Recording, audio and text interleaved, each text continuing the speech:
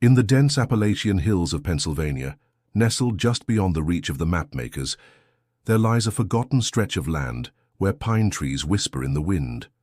The locals in the nearby town of Layton call it Miller's Hollow, a place where birds no longer sing and the soil seems to drink more blood than rain. If you ask anyone about the Miller family, their eyes will glaze with unease. They won't deny the name, but they won't speak it easily either. Because on one cold November night in 1956, something unimaginable happened in that house on the hill. A family dinner turned into something else entirely, something horrifying. They say there were no screams, just silence, a thick, unnatural hush that smothered the entire valley. The next morning, the mailman found the front door ajar, the dining room soaked in blood, and every member of the Miller family gone. No bodies, no signs of a struggle, just their shoes still neatly lined by the door and a table still set for 5. No one has lived there since, no one dares. If chilling mysteries like this one keep you up at night, make sure to subscribe now. There's far more to uncover, and we're only just beginning. It wasn't until 1978, 22 years later, that anyone seriously tried to untangle what happened. Her name was Abigail Morrow, a 35-year-old investigative journalist with a flair for ghost stories and a quiet desperation to prove herself. When she first arrived in Layton, it was a grey morning in October. The kind of day that feels like it's holding its breath. Her car coughed smoke as she pulled into the old gas station, the attendant giving her a once-over before silently filling her tank. No one spoke unless they had to. And when she asked about the Millers, the attendant's face closed like a trap. "You don't want to go up there," he said simply. But Abigail wasn't one to be warned off. Her editor at the Lancaster Post had brushed off her pitch when she first proposed investigating the old Miller case. Family goes missing, no bodies, creepy house. Sounds like campfire gossip. But Abigail had read a brief note in an archived police file. A single line from the first responding officer, scribbled in red ink. The house was breathing. That sentence stuck with her. It haunted her in a way no other story ever had. So she rented a room above the town's bakery, unpacked her typewriter, and began walking the streets. Most people had long since buried the story, especially those who'd been children back in 1956. But there were cracks in the silence. Old Miss Grover at the library remembered Lila Miller. "Such a bright girl," she whispered. "Loved to draw. Used to bring me pictures of trees with eyes." Abigail listened. She took notes. She read every scrap of local paper from the months leading up to the disappearance. And she found one strange thing. A letter to the editor, unsigned, printed just a week before the Miller family vanished. It read, "Some dinners are best skipped, some tables hide more than food, and some families were never meant to stay whole." The handwriting was jagged, almost violent. The editor who approved the letter had long since died, and no one could say who sent it. But Abigail felt it. This story was buried deep, tangled in roots and rot. And she intended to dig it out. One afternoon she finally walked the long path up to the Miller house. The hill was steeper than she expected. The trees leaned in overhead, branches clawing at the grey sky. When she reached the crest, the house came into view like a corpse refusing burial. 3 stories of sagging wood, shuttered windows, and ivy-choked brick. It looked as if it had held its breath for 20 years. Inside, the air was thick with mildew and old smoke. Dust coated everything. But the dining room was pristine. Abigail stopped in the doorway, stunned. The table was still set. Plates, silverware, a lace tablecloth. It looked like the family had just stepped out for a moment and never returned. A bottle of wine, uncorked. 5 chairs pulled neatly to the side. And on the far wall, something scratched into the wood beneath a crucifix. "Bless this house, for it hungers." Abigail's breath caught. She took a photograph, her hands shaking. There was no sound except the faint creak of wood settling. But then, footsteps. Soft, deliberate, moving across the floor above. She wasn't alone. Frozen for a second, she listened. Then silence. Just the wind outside. Or was it wind? She backed out slowly, marking her steps until she reached the threshold. The air changed there, warmer, lighter. But behind her the house loomed, watching, waiting. That night, back in her room, Abigail developed the photos she took. Most were grainy, dim, but in the one of the dining room something was wrong. A figure.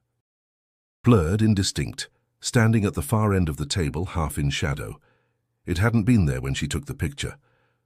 In the spring of 1956, the Miller family was admired from a distance in the town of Layton. They lived in a large, stately home that rested like a crown on the hill's brow, surrounded by manicured hedges and a gate that groaned with age. From the outside, their life was a photograph. Charles Miller, a stern yet respected accountant who commuted to Harrisburg twice a week. Evelyn, a graceful homemaker known for her exacting standards. Henry, their quiet teenage son with a sharp mind and tired eyes. Lila, just 11, all energy and sketches, and Timmy, the youngest, barely 6, always clutching a wooden soldier in one hand. Neighbors often spoke of them with reserved admiration. The Millers didn't attend many town gatherings, but when they did, they arrived polished and polite. Evelyn's hair was always neatly pinned, her dresses crisp and seasonal. Charles greeted others with a nod rather than a smile. The children never misbehaved. If they were out of sight, they were drawing, reading, or tending to the garden under Evelyn's watchful gaze. But beneath the surface, the family was not without strain. Charles's discipline ran deep. Raised by a military father, he brought that same severity home. Dinner was served promptly at 6. No one spoke unless spoken to. Grace was said by Charles himself, not Evelyn or the children. He called them by name, never son or sweetheart. And when Henry asked once to spend the night at a friend's house, Charles simply said no and returned to his soup. Evelyn, though softer in voice, had her own iron rule. The house was spotless, her kitchen off limits after dark, and the children's shoes were lined precisely under the hall bench. She kept a journal, pages covered in cursive so tight it was almost unreadable. Every evening after the children had gone to bed, she would sit at the dining room table and write with a glass of sherry beside her. Henry once peeked at it, but could only make out a few words before she caught him and snapped the book shut. "You respect your mother's thoughts, Henry," she said. "They are not for young eyes." The children, though obedient, were not unthinking. Henry, 15, kept mostly to himself. He loved books, Greek mythology especially, and spent hours at the town library. His teachers praised his essays, though they often remarked on how dark his metaphors had become that year. He once wrote a story about a family trapped inside a house that swallowed dreams. When asked about it, he simply shrugged. It was just an idea. Lila, in contrast, was vivid and imaginative. She drew constantly, on napkins, in the margins of school books, even on the inside of her closet door. Her favorite subject was trees. Tall, sprawling, watching trees. Once her teacher noticed something unusual in her sketch, a row of pine trees with eyes etched into every trunk. When asked why, Lila said, "They see everything." Timmy, the youngest, was adored by all. His innocence was untouched, his laughter a rare sound in the Miller house. But even he had strange habits. He whispered to his toys at night, once waking Lila with the phrase, "Don't let the shadow boy in." When she asked who that was, he looked confused and said, "He lives in the walls." Evelyn dismissed it as childish imagination, but Lila wasn't so sure. One day, a neighbor visited unexpectedly, a woman named Margaret Wynne. She came bearing pie and a request for Evelyn's help with the church bake sale. Evelyn answered the door but did not invite her in. Her face was pale, hands dusted with flour. Margaret tried to peer inside, but Evelyn stepped forward. "Now isn't a good time," she said, eyes never blinking. "The children are rehearsing." "For what?" Margaret asked, smiling awkwardly. Evelyn's voice dropped. "For dinner." That evening, Margaret told her husband she didn't think Evelyn was well. She looked like she hadn't slept in days, she whispered. And the house, it was too quiet. From the town's perspective, the Millers remained the same, private, orderly, detached. But inside, something had shifted. Henry began locking his bedroom door at night. Lila no longer drew in the open, and Timmy had taken to hiding under the dining table whenever Charles raised his voice. Evelyn, for her part, became obsessed with perfection. Meals were plated with surgical precision. She cleaned constantly, scrubbing the same spotless counter for hours. She began muttering to herself in the pantry, words that sounded like prayer, but weren't. And Charles, he began losing control. His hands would tremble before dinner. His voice grew sharp, brittle. He started waking in the night, pacing the hallway with a candle. Once, Lila saw him standing at the window, staring out at the woods, whispering her name without realizing it. None of them spoke of it, not openly, but tension filled the house like smoke. On the last Sunday of May, Evelyn called the family into the living room. She stood by the fireplace, hands folded, lips pressed tight. "We'll have a proper dinner," she said. "This Saturday. All of us, together. No excuses. It's time we remembered what matters." Charles didn't argue. Henry nodded slowly. Lila looked down. Timmy just clutched his soldier tighter. And so, the stage was set. The Leighton Town Market was a modest stretch of wooden stalls and hand-painted signs, open every Thursday. By late summer, the air hung heavy with the scent of peaches, tobacco, and sweat. That morning, Evelyn Miller arrived earlier than usual, her hair pinned tighter than usual, her dress a deeper shade of navy than usual. She moved with purpose, her list clenched in one hand, her eyes scanning produce like she was assembling ammunition rather than ingredients. It was by the butcher's stand that she first saw him. The man was tall, ragged, with hair like uncut straw, and a coat too warm for the season. He leaned against the corner post, not browsing, not buying, just watching. His eyes didn't move. They stayed locked on Evelyn, following her movements like a pendulum. At first she ignored him, focused on choosing lamb. But as she turned to leave, he stepped forward and said quietly, "You're not ready. The house isn't ready." Evelyn froze. Her mouth twitched, but no words came. "The ground's too shallow," he added. "It won't hold what you plan to bury." She dropped her basket. The butcher, startled by the noise, came around the counter. "Mrs. Miller, you all right?" Evelyn blinked once, bent down slowly, and picked up the spilled vegetables. When she stood again, the man was gone. No trace of him in the crowd. No one admitted to seeing him at all. That night she didn't tell Charles. Instead, she scrubbed the kitchen floor 3 times and then took out her journal. The entries from that day forward shifted in tone.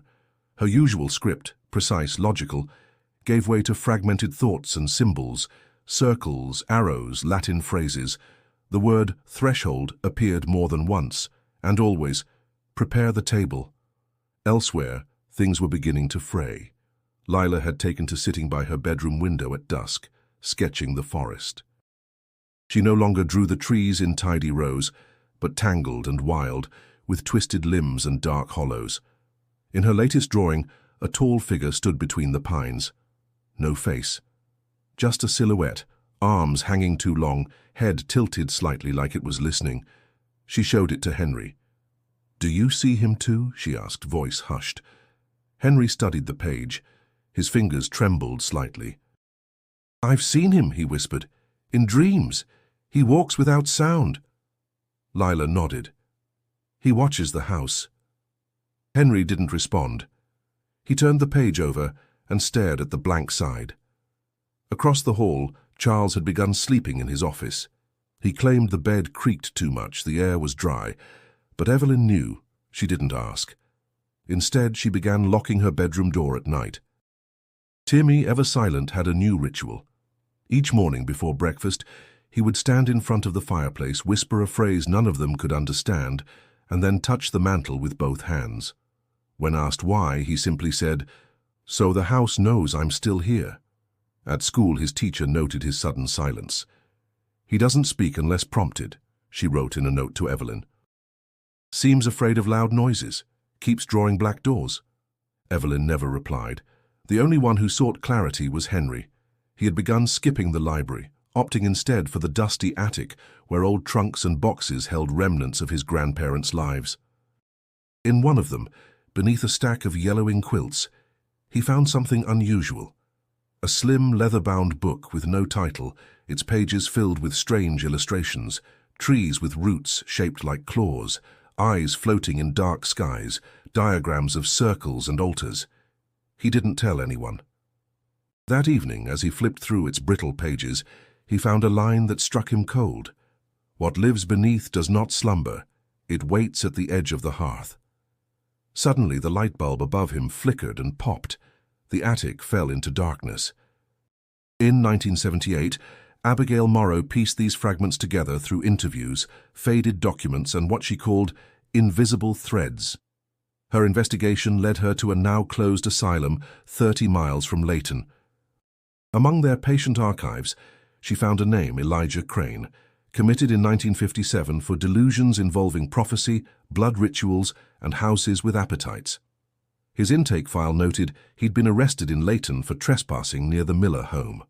When asked why he was there, he reportedly said, "To stop the harvest." The phrase lodged in Abigail's brain like a thorn. She returned to the Miller house the next day, hoping for inspiration, clarity, something. As she stepped inside, she heard a soft rustle from the upstairs landing. When she looked up, nothing, just dust motes swirling in still air. But on the floor, in the center of the living room, someone had placed a single object, a child's drawing. 5 stick figures sitting at a long table.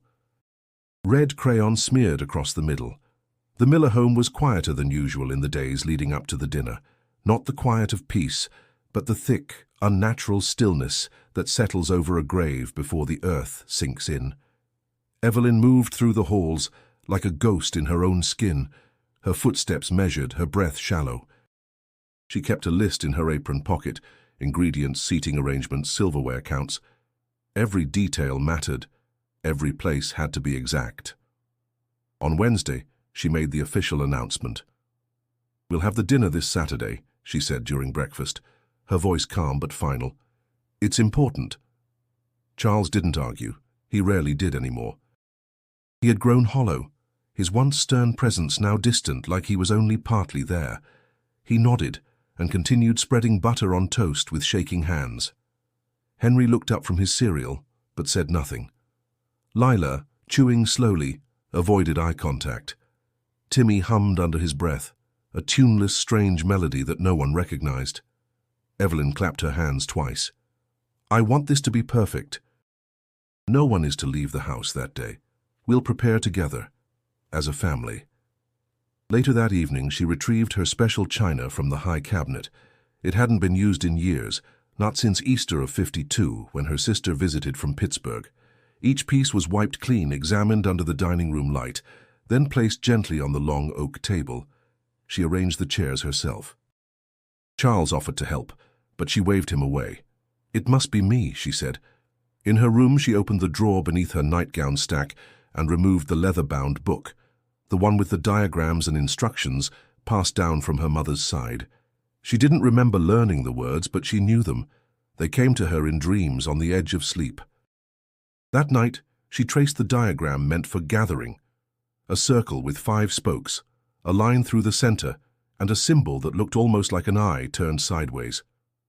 The next morning, Abigail Morrow stood in the ruins of that same dining room. The table was long gone, broken, burned, but the floor still bore faint scars. She dusted the wood and uncovered a groove carved into the grain. A partial circle, an intentional mark. She took out the photograph she'd found earlier that week, one buried in the town's historical society files. It showed the Miller family seated at that very table. Charles at the head, Evelyn on his right, Henry beside her, Lila and Timmy on the opposite side, all smiling. But their eyes told a different story. Henry looked tense, like he was trying not to move. Evelyn's smile was tight, her hand resting possessively on Lila's shoulder. Charles had one arm on the table, fist clenched. Only Timmy seemed unbothered, his toy soldier standing proudly in front of his plate. Abigail stared at the photo for several minutes. Then she turned it over. Someone had written a single line in smudged ink. We were not meant to sit together again. Back in 1956, preparations continued. Evelyn polished the chandelier herself, standing on a rickety stool as she cleaned each crystal with vinegar and cloth. She hummed quietly, the same tune Timmy had been repeating. When Lila asked where she learned it, Evelyn replied, "It came to me from before." Lila didn't know what that meant. She only knew that the house didn't feel safe anymore. Even the walls seemed colder, less like shelter and more like watchers. She'd begun sleeping with her lamp on and her sketchpad hidden under the bed. Henry, meanwhile, had made a decision. He found Evelyn in the pantry and asked, "What's this dinner really for?" She smiled, a soft, distant thing. "To remind us who we are." "But who are we, Mother?" She placed a jar of preserves on the shelf and turned to him. "We're the roots of something old, Henry, something that forgot itself for a while, but Saturday will help us remember." That night, Henry returned to the attic and reread the passages in the book he'd hidden. They spoke of balance, of offerings, of the five-pointed unity. One passage chilled him to his core. "When the hands clasp, the heart opens, but it must be sealed in truth or it will devour instead of bind." He didn't sleep. At school, Lila sat alone during lunch, drawing nothing. Her teacher, Mrs. Atkins, approached gently. "You haven't been yourself, dear. Is something wrong at home?" Lila looked up, eyes wide and unfocused. "The trees are coming closer." Mrs. Atkins didn't understand. She sent a note home. Evelyn never responded. On Friday evening, as the sky turned copper, Evelyn placed 5 white candles at the center of the dining table. She aligned them carefully, lighting each one and watching the wax begin to pool. Charles stood in the doorway, arms crossed. "You think this will fix us?" Evelyn didn't look at him. "It's not about fixing, it's about remembering." "Remembering what?" She turned, her voice barely above a whisper. "That we are not alone." In the far end of town, behind the post office and beside the shuttered grain mill, sat a small red building with peeling paint and a crooked sign, "Wynn's Meats." The bell above the door hadn't rung much in years, but in 1978, Abigail Morrow pushed it open, determined to speak with the last man who had regularly visited the Miller family. Inside, the air was heavy with salt and sawdust. An old man sat behind the counter, carving a hunk of dried venison with a slow, practiced hand. His apron bore years of stains, and his eyes were sharp despite his age. "You're Abigail," he said before she could speak. "Been asking around, digging in graves that ought to stay shut." She stepped forward, setting her notebook on the counter. "You're Martin Wynn. You delivered meat to the Millers, didn't you?" He stopped cutting, wiped his blade. "I did, until I didn't." Abigail opened her notebook. "What made you stop?" Martin didn't answer right away. He walked to the back of the shop, returned with a small wooden box and placed it gently on the counter. Inside were receipts, faded, curling, handwritten. He pulled one free and handed it to her. The date, May 29th, 1956. The order, lamb shoulder 3 pounds, liver 1 pound, bone marrow 2 pounds, tripe. She asked for the marrow special, said it had to be fresh. Said she was preparing for something sacred. Abigail leaned in. "Evelyn," Martin nodded. "That was the last delivery I ever made to that house. I never stepped foot on that hill again." "Why?" He looked her straight in the eye. "Because of what that little girl told me." "Lila?" He nodded again. "She met me at the gate. Evelyn usually came down herself, but not that time." Lila looked pale, like she hadn't slept. Said I should leave the meat by the fence, then she whispered, "Don't come again, Mommy's letting something in." Abigail felt her chest tighten. "Did you tell anyone?" "I told the sheriff." He laughed. "Said kids say all kinds of things, but I knew what I saw in her face. That child was scared out of her soul." She wrote everything down, word for word. Back in 1956, the Miller house was a hive of hushed tension. On Friday night, Henry paced in his room, rereading the passages in the book, trying to decipher their true meaning. The more he read, the more it felt like Evelyn wasn't just planning a meal. She was orchestrating something older, something she believed would bind them together permanently. He tried to speak to Charles, but his father was lost in a haze of whiskey and ritual silence. "She's trying to fix things, Henry," he muttered. "We're broken.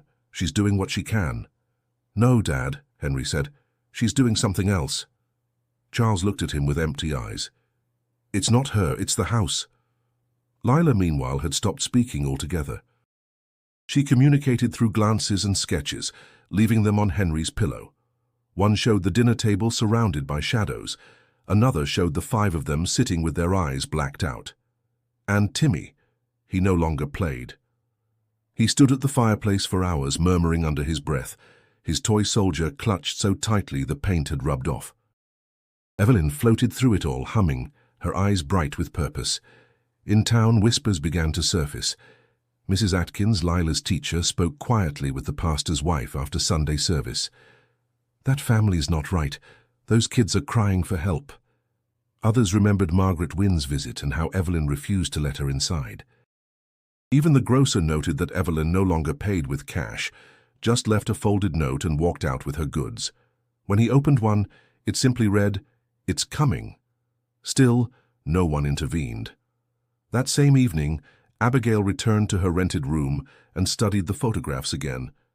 The image of the dining table haunted her. But something new caught her attention. On the far wall behind Charles's chair there was a mark, a barely visible engraving in the paneling. She enlarged the image. A symbol, circular, intersected by a vertical line. She flipped through her notes and found a match, an old Appalachian protective rune meant to seal against the devourer. But why would it be behind Charles's seat? Suddenly a memory surfaced. In the notes from Elijah Crane's asylum file, he'd described the same symbol and claimed it had to be reinforced before the feast. Abigail circled it in red. The dinner wasn't just a meal, it was a ritual, and something was supposed to be kept out, or in. The woods behind the Miller house had always been quiet. Too quiet. Not the peaceful silence of untouched nature, but the kind that weighed on your shoulders like a secret.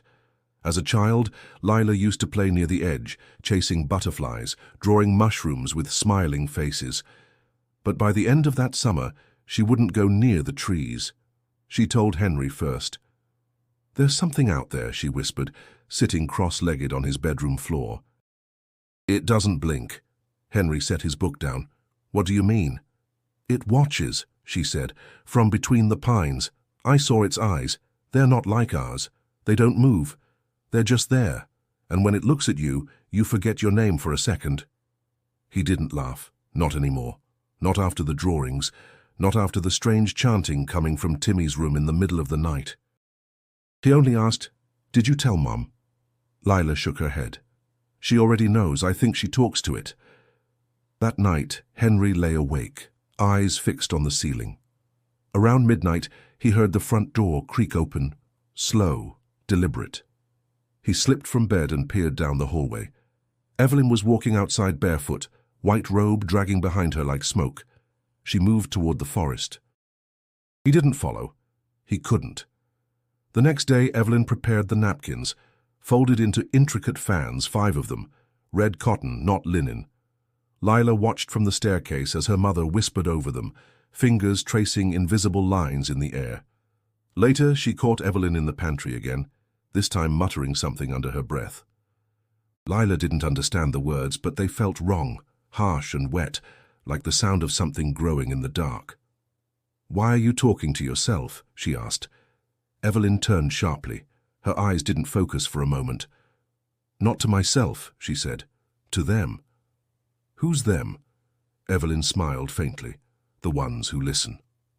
Lila backed away without another word. Meanwhile, Abigail Morrow found herself retracing Lila's path. Behind the ruins of the Miller house, the forest had reclaimed the land, swallowing old paths and fences. But the trees stood strange, clustered unnaturally, as if drawn inward to a center. As she stepped between them, she noticed something carved into the bark. Eyes, dozens of them. Some large, some small, all shaped with eerie precision as though drawn by someone with trembling hands and too much time. She ran her fingers along one. It was smooth, fresh, not 20 years old, not old at all. Farther in, she found a ring of stones, partially buried. At the center, a wooden figure, childlike in form, arms raised. Its face was featureless, save for a mouth carved into a perfect circle. She took a photo, her camera jammed. In 1956, Charles finally spoke up. He confronted Evelyn as she arranged silverware. "What are you doing, Evelyn? What is all this really for?" She didn't look up. "We are aligning." "With what?" "With them." He stepped closer, voice rising. "I don't want this. The children are frightened. Lila won't sleep, Henry won't eat. You've gone too far." Evelyn's hands froze. Slowly she lifted her gaze. "They are frightened because they resist. But they will understand. We are not meant to live broken, Charles. This is the stitching. The dinner binds us." Charles stared at her, face pale. "You sound mad." "No," she said softly. "I've never been clearer." He left the room without another word. That evening, Henry found something new in the attic. Behind an old trunk, a stack of pages wrapped in cloth. Not Evelyn's book. These were different, older, handwritten in black ink. The title, Writings of the Hollow Mouth. The pages were filled with strange poetry and invocations. One line stopped him cold. "They come first with sight, then with hunger." Downstairs, Timmy stood at the back window, staring at the trees. He whispered to no one, "I see you." The house felt heavier that night. Henry placed the pages under his mattress. Lila locked her door. Charles drank, and Evelyn smiled. Saturday was approaching. Henry knew something had to be done. He could no longer ignore the weight pressing on the house, the way the air seemed denser, the way Evelyn's footsteps no longer echoed like a person's but like something older, heavier. He'd read enough from the attic pages to understand one truth. This wasn't just a dinner, it was a culmination, and if they stayed, something irreversible would happen. On Thursday evening, while Charles slept and Evelyn rearranged candles in the dining room, Henry wrote a letter to his uncle, his father's estranged brother, a quiet man who lived in Scranton and once took Henry fishing before the family cut ties. The letter was simple and urgent. "Please come for Lila and Timmy. It's not safe here. I can't explain everything, but we need to leave before Saturday. Don't call, just come, please." He sealed it and snuck into town early the next morning, giving it to a traveling salesman who promised to post it once he reached Harrisburg. When he returned, the house was still, too still, the kind of silence that waits to be broken by something terrible. In the afternoon, he found Lila in the hallway staring at the grandfather clock. Its hands had stopped at 6, despite being wound the day before. "They don't want it to be Saturday," she said softly. "They want it to be always now." Henry crouched beside her. "Listen to me. Someone is coming. We just have to wait. And when I tell you, we'll run. Do you understand?" She nodded slowly. "Pachi." Then added, "Timmy says the floor under the table isn't real." That night, Charles stood in the kitchen doorway, watching Evelyn pour broth into a cast-iron pot. "You've always wanted control," he said quietly, "even over time." Evelyn stirred without looking up. "Time is a thread, Charles. Some people know how to pull it. That's not control. That's memory. I remember who we were before all this." She looked at him then. "That's your problem. You remember a lie." He left without responding. Meanwhile, Henry prepared. He packed a bag with essentials, flashlight, matches, food, water. He hid it in the crawl space near the back porch. Then he slipped a small carving knife into his boot. Not for use. Just for the comfort of knowing it was there. Later that night, he crept into Lila's room. She was already awake, eyes wide, hands clutching her sketchpad. "I drew the house open," she whispered, "and something climbed out." Henry took her hand. "We won't be here much longer." But outside something moved. A shadow passed by the window, tall, gliding, soundless. Henry froze. Lila gasped and buried her face in his shirt. When he looked again, it was gone. Saturday was nearing. In town the clouds thickened and stayed. No rain, just pressure. Abigail returned to the forest behind the Miller property. There she found a circle of freshly disturbed earth. No grass, just soil, loose and damp despite the dry week. She crouched down, touched it. Warm. That evening she dug. Just a few inches, not much. And what she uncovered chilled her blood. A toy soldier, wooden, weather-worn, arms broken, red paint flaked away. She took it, wrapped it in cloth, and whispered to herself, "Timmy." Back in 1956, Evelyn told Charles not to leave the house. "The forest is shifting," she warned. "It doesn't know you anymore." He laughed bitterly. It never did. But she didn't smile. "You should listen to the walls. They're trying to help you." That night, Charles locked himself in his study and opened the liquor cabinet. Henry listened at the door. He could hear his father sobbing, not loudly, not drunkenly, but like a man who had seen the future and realized he wasn't in it. The next morning, Saturday, came fast and slow. The sun never broke the clouds. The trees were silent. And the house felt like a mouth waiting to be fed. Henry checked the road for a car. Nothing, no help was coming. He turned to Lila. "Be ready," he said. "When I say, we run." But Timmy had vanished. Saturday morning arrived under a heavy sky. No rain fell, but the wind had teeth, sharp, biting, constant. Inside the Miller house, the atmosphere had thickened, like the walls themselves were holding their breath. Evelyn stood at the head of the dining table, staring at the 5 plates set before her. Each was rimmed in gold, pristine. Each had a folded napkin resting neatly above the silver forks, and in the center of the table, a small glass bowl filled with salt. She whispered something and touched the salt with her fingertip. By mid-morning, Timmy reappeared. He was found by Lila, curled beneath the stairs, holding his soldier like a shield. His eyes were open but glassy, unfocused. "Where did you go?" she asked, crouching beside him. Timmy blinked slowly. "I followed the lady with no feet." Lila's stomach tightened. "What lady?" "She came from the forest. She said it's almost time." Lila wrapped her arms around him. He was cold, like he'd been outside all night, though his pajamas were clean, unwrinkled. Henry entered the room and stopped short when he saw them. "Thank God," he muttered. Then he dropped to his knees and hugged them both. But the moment of relief passed quickly. The sky outside grew darker, despite the early hour. Evelyn spent the day preparing food in silence. Roasted root vegetables, spiced lamb, warm rolls. She moved mechanically, methodically, humming under her breath. The same tune again, the one Lila had heard before. It no longer sounded like a lullaby. It sounded like a warning. Charles emerged from the study around noon, unshaven and disoriented. He looked at the children, then at Evelyn, and said nothing. He sat on the couch and stared at the wall. Lila sketched while Timmy slept. She drew 5 chairs around a table, but one was upside down. Behind them stood trees, bending forward as if eavesdropping. She handed it to Henry. "This is how it ends," she said. He tucked the picture in his pocket. At twilight, Evelyn gathered the children in the living room. "I want you all to wear something nice tonight," she said. "This is a sacred occasion. We'll be joined at last." Henry narrowed his eyes. "Joined by who?" Evelyn smiled gently. "Ourselves." She turned and walked away. Henry took Lila and Timmy upstairs. In his room, he handed her the bag he'd packed. "Keep this near you. If I say now, take Timmy and go. Don't wait. Don't look back." Lila nodded. Her face was calm, but her fingers trembled.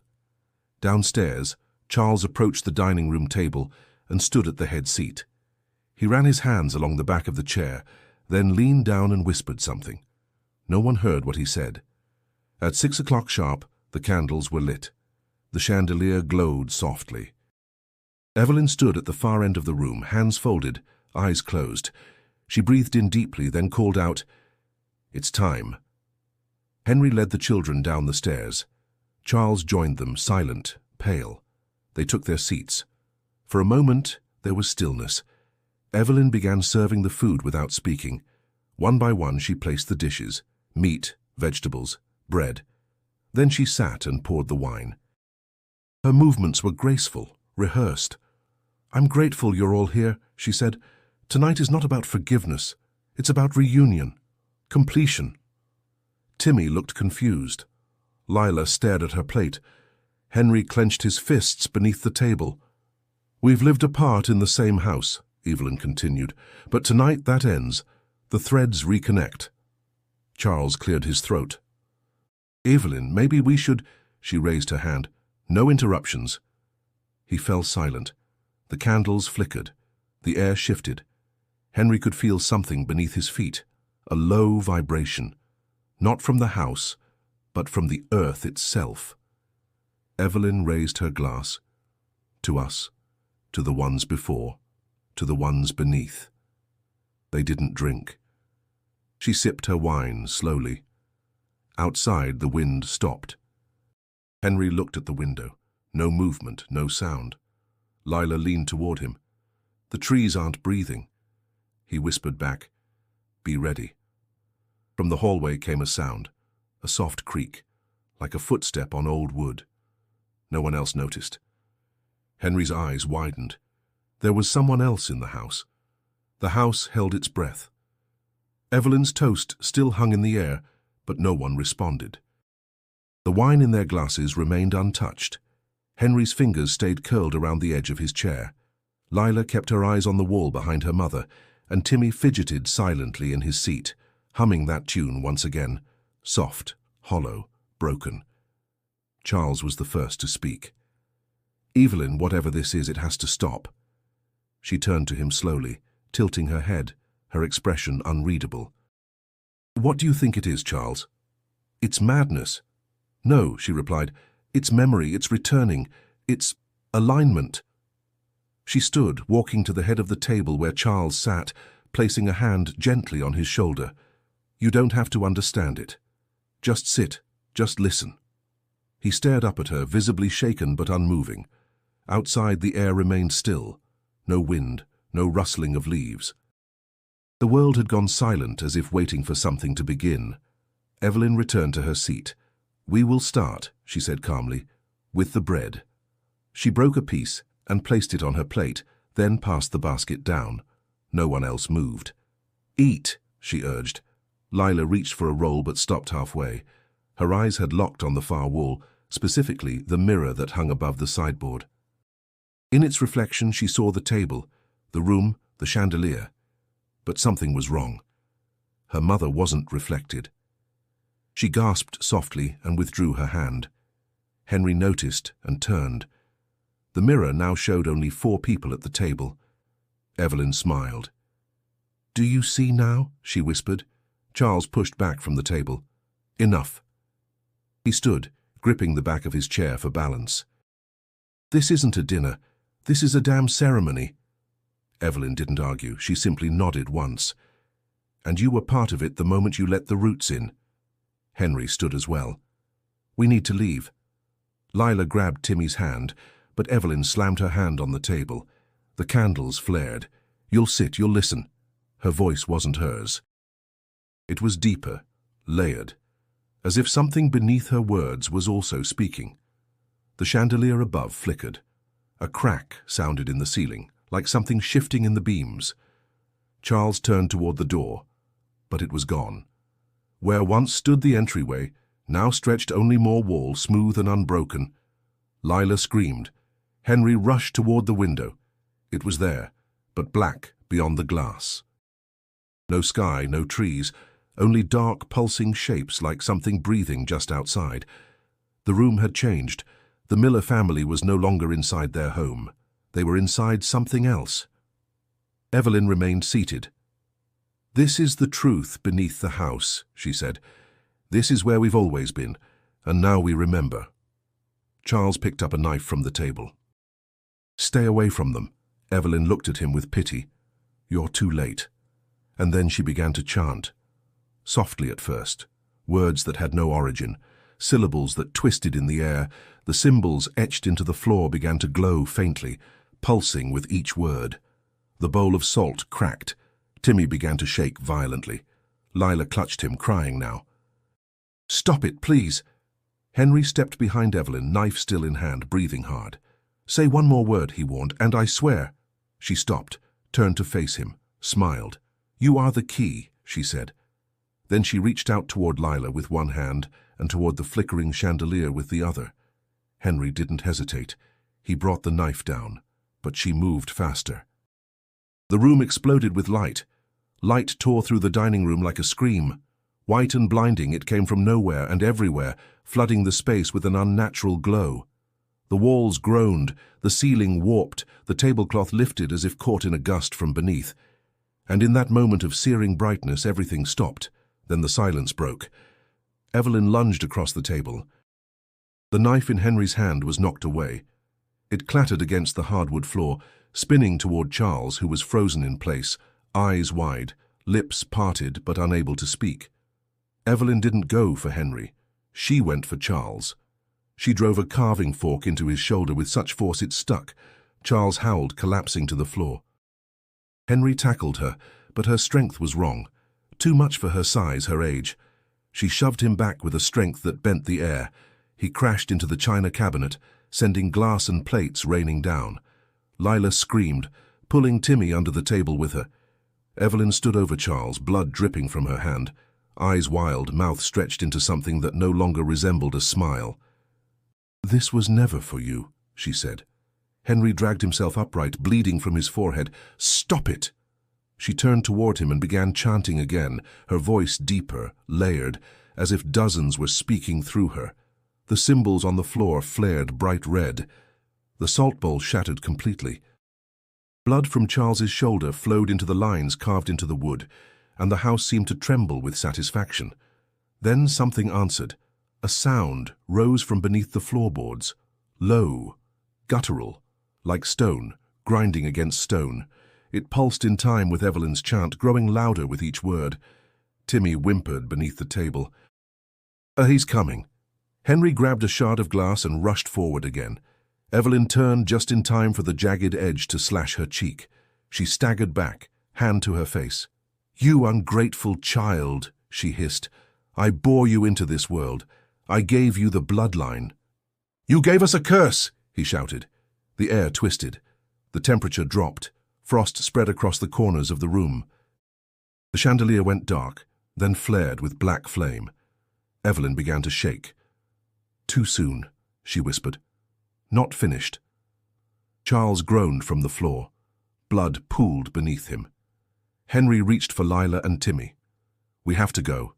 Now." But the door was still gone. No windows, no exits, only walls, now pulsing faintly like veins. Evelyn stood in the center of the room and raised her arms. "It doesn't matter. I will give them what was promised." She drove a knife into her own stomach. Lila screamed.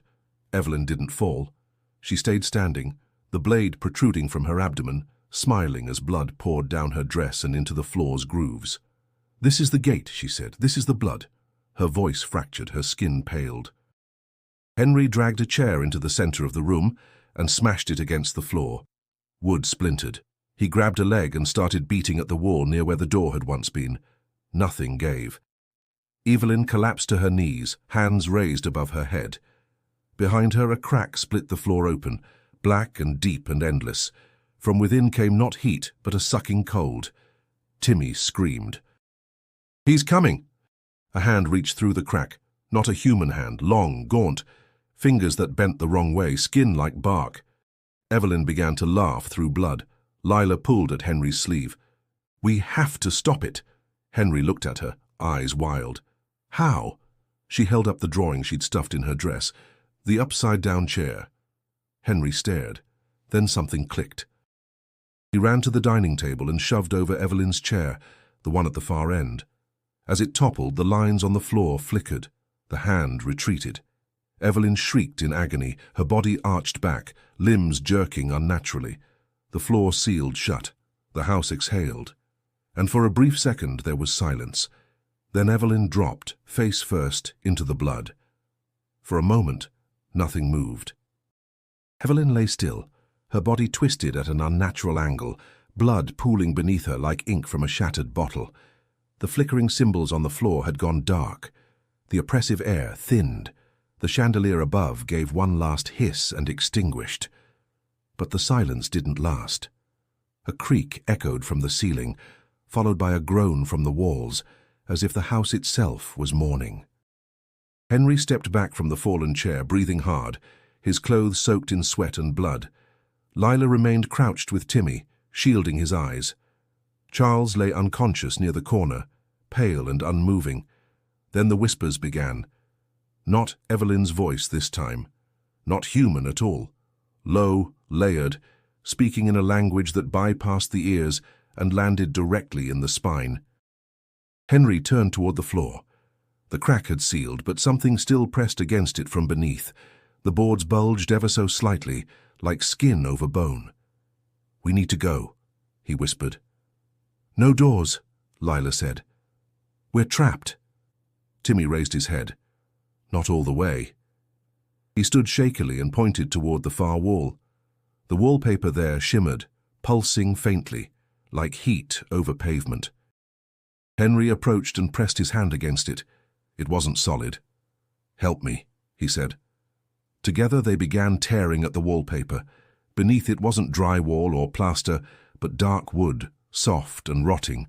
They clawed through it, coughing from the dust and mildew. Behind the wall was a narrow passage, steep stairs descending into blackness. Henry turned. "It's this or nothing." He grabbed Charles by the arms and dragged him toward the hole. Lila helped. Timmy followed last, still holding his toy soldier like a weapon. They descended. The stairs creaked with every step, but nothing collapsed. The further they went, the colder it became. At the bottom, they emerged into a root-choked crawl space that stretched beneath the house. The air was thick with damp earth and the scent of decay. Then they saw the light. A lantern flickered in the distance, held by a man. He stepped forward.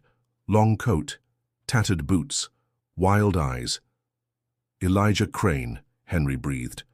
The man didn't smile. "I told her not to open it. You knew my mother? I knew what she touched, what she carried." The house was always waiting for her. Lila stepped between them. "You have to help us." Elijah studied her, then nodded once. "This way."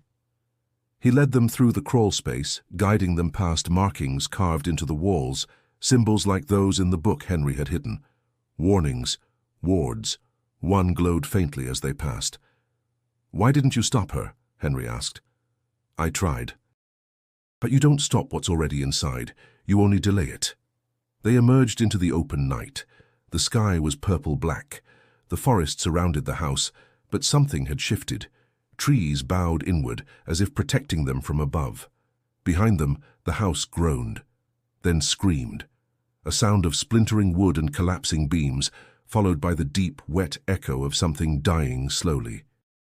They turned in time to see the roof implode. The walls curled inward.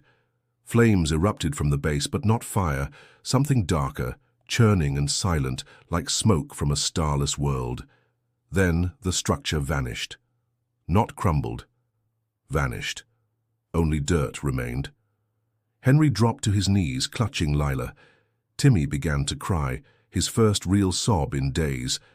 Charles stirred, groaned, and opened his eyes. "What? What happened?" Henry didn't answer. Elijah stood over them, silent. Finally he said, "It wasn't just her. It never was." Lila looked up. "What do you mean?" He turned away. "Some bloodlines are invitations." Then he walked into the trees and disappeared.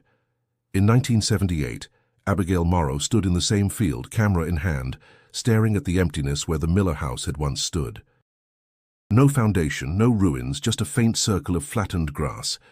She held the toy soldier tightly in one hand. Behind her, a wind rose, carrying with it the faintest echo of a child's laughter, and a voice like Evelyn's whispering a name not spoken in decades. Abigail turned, but saw nothing. The next morning, the town of Layton woke to silence. No smoke, no police sirens, no alarm. Just the steady rhythm of everyday life, as if nothing had happened. But the Miller house was gone. Where it once stood, only scorched earth remained, no debris, no foundation, no traces of wood or stone. The ground was smooth, as though something enormous had swallowed it whole and smoothed the dirt over like clay. The mailman was the first to notice. He stood at the top of the road, his bag hanging limp at his side. "It was there yesterday," he said, voice hoarse. "I walked past it, I swear to God." By noon, rumors had spread. Gas explosion, lightning strike, spontaneous collapse. No one could agree on what they'd heard, and no one could remember hearing anything at all. Sheriff Danner arrived around 2 p.m. He walked the perimeter with 2 deputies, both of whom looked visibly shaken. "No footprints," one said. "No tracks in or out," said the other. Just silence. Sheriff Danner scratched his head. "Get someone from Harrisburg. I don't want to touch this without a second opinion." But the call never went through. The phone lines near the hill were dead. Radios crackled. Cameras malfunctioned. By nightfall, the report was simple: unexplained structural failure. Entire family presumed dead. No evidence of arson. No signs of foul play. The file was closed by the following Monday. The town moved on. Except a few didn't. Old Mrs. Grover from the library never returned to work. She locked herself in her house and covered her windows in newspapers. The butcher, Martin Wynne, sold his shop and left town the following week. Lila's teacher, Mrs. Atkins, began attending daily mass again, even though she'd left the church 15 years prior. They didn't speak of it, but they remembered. In 1978, Abigail Morrow reviewed the archived police file with a sense of disbelief. No remains, no DNA, no bones. It was as if the Millers had never existed. The house's blueprints were missing. The land records had gaps. Even old photos seemed to blur when copied. But she was sure. Something had happened. Something massive and deliberate. She dug deeper. At the county records office, she found a single page that hadn't been catalogued properly, tucked behind tax documents from 1955. It was a real estate transfer form. The signature was Evelyn's. Under additional notes, 3 words were scribbled in the margin: "Ground holds memory." She took it with her. That evening, Abigail returned to the field. The wind had picked up. Clouds swirled overhead. She stood in the center of the flattened grass and whispered the names aloud. Charles, Evelyn, Henry, Lila, Timmy. Then, from behind her, a low creak. She turned. There was no one. Only the faintest indentation in the earth where the dining table once stood, still visible despite 22 years of erosion.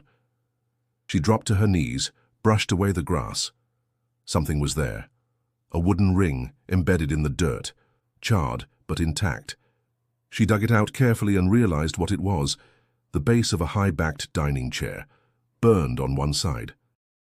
Carved with a faint symbol, an eye closed. She wrapped it in her coat and left. In the following days, Abigail visited every archive she could find: church ledgers, private collections, estate inventories. Most turned up nothing. But in a locked drawer inside the crypt of St. Jude's Chapel, she found letters. Dozens of them, hidden in a rusted biscuit tin behind the altar. All addressed to the same name: Lila, written in a delicate, childlike hand. They weren't dated. Some were smudged, but the content was unmistakable. They sleep under the roots. We have to stay quiet. He's not done listening. One letter ended with a chilling line: I can still hear the plates. Abigail sat in the chapel for hours, reading them all. The letters had never been mailed. They were written to someone who was still alive, or had been long after the house vanished. And if Lila had survived, then the story wasn't over. It took Abigail 3 months to track down the first real lead. A woman named Ruth Garland, a retired nurse in West Virginia, had once worked at a remote sanatorium nestled deep in the Appalachian Hills, off the grid, unlicensed, unofficial. The facility had no real name, only a local nickname: the Quiet Home. Ruth remembered a girl. She came in 1961, just a child, with long dark hair and eyes that never blinked long enough to cry. No name was given. She was registered under the initials LM and was placed in a private room at the far end of the hall. She didn't speak for weeks, but she drew constantly. Strange symbols, circles, trees with no roots. She wasn't mad, Ruth said, hands trembling around a cup of tea. She was hiding something inside her, or something was hiding inside her. Abigail pressed further. Do you think she survived? She left, Ruth replied. One day she just walked out. No note. No trace. Her room was empty except for a page on the wall. What was on it? Ruth stared into the distance. A table, 5 chairs, all empty. It was enough. Abigail drove south into the belly of the Appalachian Range. She visited towns that weren't on maps, asked questions in whispers, showed photos of Lila's childhood face. Most people ignored her. Some warned her to stop. But eventually someone told her about the Hollow, a place beyond the last marked trail, a cluster of cabins occupied by a reclusive sect who called themselves the Bound. They didn't advertise, they didn't recruit, and they didn't welcome outsiders. But Abigail wasn't asking permission. She hiked 5 miles into the woods alone, through thick fog and uneven ground. At the base of a craggy hill, she found the cabins, 7 of them arranged in a rough circle. Smoke curled from one chimney. A woman waited outside. She looked to be in her 30s, but her eyes were ancient. She wore no shoes. Her hands were stained with ink. "You came because of her," the woman said. Abigail nodded. "Lila." The woman tilted her head. "She doesn't use that name anymore. Is she here?" "She is and isn't," Abigail frowned. "What does that mean?" "She walks the path beneath the trees," the woman said. "You can follow, if you know how." They led her to a small stone chapel at the edge of the clearing. Inside, candlelight flickered across walls covered in drawings, dozens of them, all done in charcoal and ash. Every image showed the same thing, the dining room, repeated over and over. One with Evelyn laughing, one with Charles bleeding, one with Henry burning, one with Lila gone, and one where all the plates were clean. Abigail found her there, sitting cross-legged in the corner, hair streaked with grey, eyes closed. She opened them slowly when Abigail approached. "Lila," Abigail said softly. The woman didn't flinch. "You shouldn't have come here," she said. "I had to know." "There is no knowing, only remembering." Abigail sat beside her. "You survived." "No," Lila replied. "I stayed. Henry saved us that night, but he didn't make it. Charles changed, and Timmy forgot everything." Abigail felt the weight of those words. "I found your letters," she said. "In the church crypt," Lila nodded. "I sent them where no one would read them, because some stories write themselves even after the pen is dropped." "What was it?" Abigail asked. "What did your mother invite in?" Lila's eyes filled with something that looked like sorrow or guilt. She thought it was redemption, a way to bind us, to fix what was broken, but it wasn't from her. It was older. It used her. Abigail reached into her bag and pulled out the charred chair ring. Lila recoiled slightly. "It still has a name," she whispered. "Even burned, even broken." Abigail didn't let go. "Tell me what to do." "You don't stop it," Lila said. "You outlive it. You bury it in silence, in forgetting." But that's not truth. It's survival. Outside, the wind shifted. The trees groaned. Abigail looked back toward the chapel door. "Is it still watching?" Lila didn't answer, but the candles flickered as if someone or something had exhaled. Abigail didn't sleep that night. She stayed in a borrowed cot within the stone chapel, surrounded by the soft flicker of candlelight and the silence of old prayers, never meant for gods. Lila had returned to the trees. The other women whispered as they passed. None would speak directly to Abigail, but their eyes told her enough. Something had shifted. At dawn, she rose and unwrapped the burnt ring of the Miller chair from her satchel. It was colder than it had been the day before. Its carved symbol, the eye, seemed deeper, freshly etched. She didn't understand how, but it pulsed faintly in her hand, like a heartbeat beneath the wood. She left the chapel and returned to the clearing, the trees parting with a hush. No wind, no birds. She walked until she reached the place where Lila had disappeared the day before, and there she found a path that hadn't been visible before. Roots arched over it like ribs, leaves pressed so tightly they formed a ceiling. She stepped in. The path was short, but every step felt like walking backward in time. When she emerged, she was no longer in the forest. She stood before a house, the Miller house, whole, pristine, like it had been in 1956. Abigail's breath caught. Her heart thundered. She reached for her camera, raised it, then lowered it again. She wasn't here to observe. She was here to understand. The front door was open. Inside, Everything was in place.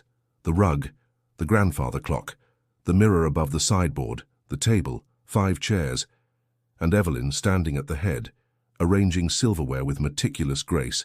She didn't look up, but she spoke. "You're late." Abigail's throat tightened. "This isn't real." Evelyn turned. Her face was younger than in the photos, her hair darker, her dress unstained. But her eyes, they were hollow, a depth that swallowed all light. "This is what remains when memory has nowhere else to go," she said. "You stepped into it. You opened the passage." Abigail clutched the chair ring. "I didn't come for you." "No," Evelyn replied. "You came for her, for truth, but truth is just ritual with better lighting." The walls began to pulse. Outside the window, the sky turned black. Abigail stepped back. The floor softened beneath her feet. "Why show me this?" she demanded. Evelyn's voice deepened. "Because the story is unfinished. Because someone must carry the last course." Then she vanished. In her place, Henry stood, older than the boy Abigail had imagined, but not yet a man. His shirt blood-stained, his eyes hollowed by sacrifice. "I held the house together for as long as I could," he said, "but memory is hungry." Abigail stepped toward him. "I can end it. Just tell me how." He looked at the ring in her hand. "You already know." The room began to shake. Cracks formed in the floor.